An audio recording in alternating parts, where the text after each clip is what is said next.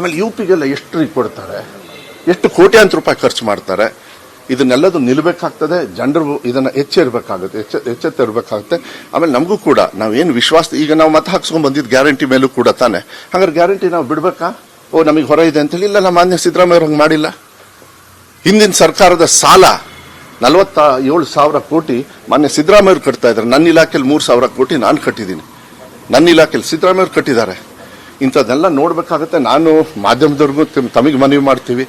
After all we all are ನಮ್ಮ state ಅವರು. ನೀವೆಲ್ಲ ಆ ಹಕ್ಕನ್ನ ನೀವು ಕೂಡ ಪ್ರತಿಪಾದನೆ ಮಾಡಬೇಕಾಗತ್ತೆ. ನಿಮ್ಮನ್ನ ಜನರು ನೋಡ್ತಾ ಇದ್ದಾರೆ, ನಮ್ಮನ್ನು ನೋಡ್ತಾ ಇದ್ದಾರೆ, ನಿಮ್ಮ ಮೂಲಕ ನೋಡ್ತಾ ಇದ್ದಾರೆ. ನಮ್ಮ ಪಾಲು ಏನಿದೆ ಅದನ್ನ ತಿಳುವಳಿಕೆ ಕೊಟ್ಟು ಮಾಡ್ತಕ್ಕಂಥದ್ದು.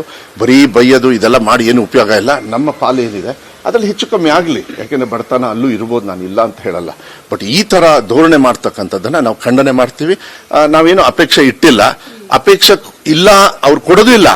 ಆದ್ರೆ ಬಿಜೆಪಿ ಅವ್ರು ಮಾತ್ರ ನಾಳೆ ಬೆಳಗ್ಗೆ ಸ್ಟೇಟ್ಮೆಂಟ್ ನೋಡ್ರಿ, ಅಯ್ಯೋ ಇಡೀ ರಾಜ್ಯದಲ್ಲಿ ಕರ್ನಾಟಕಕ್ಕೆ ಏನು ತುಂಬಾ ಹರಿತಾ ಇದೆ ಅಂತ ಹೇಳಿ ಅದನ್ನ ಹೇಳ್ತಾರೆ.